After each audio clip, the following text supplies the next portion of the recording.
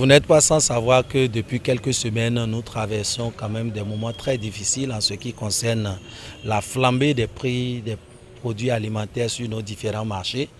Et il faut dire que depuis toutes ces semaines, la jeunesse, nous suivons de très près la réaction, n'est-ce pas, de nos dirigeants, des autorités au plus haut niveau pour trouver des solutions à la situation. Alors, et je crois que ça fait déjà 3 conseils des ministres où nous avons eu en tout cas des résumés par rapport à cette situation qui ne nous ont pas convaincus.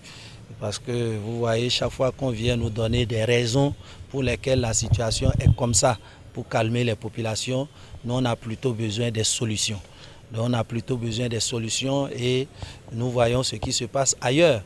Et nous pensons que donc les gens peuvent prendre des décisions qui vont impacter directement les populations à la base pour remédier à cette situation de cherté de la vie de façon générale.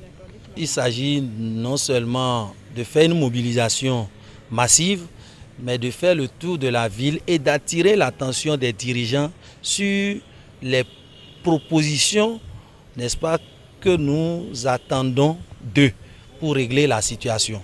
Il est possible que le gouvernement puisse agir de façon conjoncturelle pour régler le problème.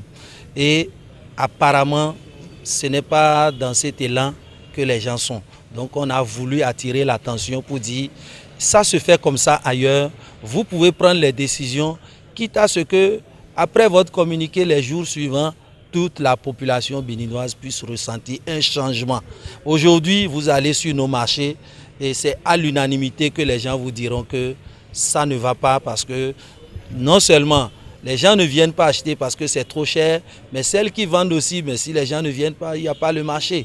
Donc tout a flambé, et on a l'impression que les gens ne comprennent pas, n'est-ce pas, la gravité de la situation. Donc c'est pour ça que par à coup, la jeunesse, les femmes, on veut donner de la voix pour que les dirigeants puissent voir véritablement l'urgence qu'il y a dans le dossier. Nous attendons tous les participants à la place Bioguera le samedi à 8 h.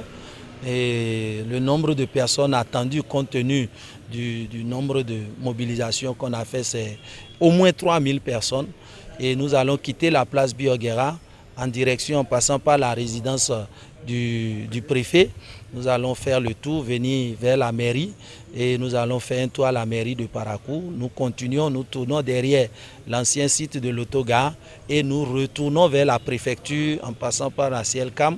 Nous retournons à la préfecture où nous allons donc donner lecture de notre motion par rapport à cette marche-là. Nous avons pris toutes les dispositions depuis la semaine passée pour que les différentes autorités qui doivent être impliquées dans cette organisation soient informées, que les dispositions soient prises pour nous accompagner.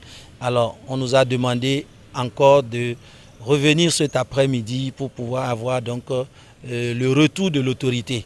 Et c'est sur la base de ce retour-là que nous allons donc passer nos derniers messages de mobilisation pour confirmer effectivement que nous avons eu l'autorisation de notre autorité municipale, préfectorale, ainsi de suite, et que les gens n'ont rien à craindre. La marche est apolitique, elle est pacifique et c'est purement social ce que nous faisons.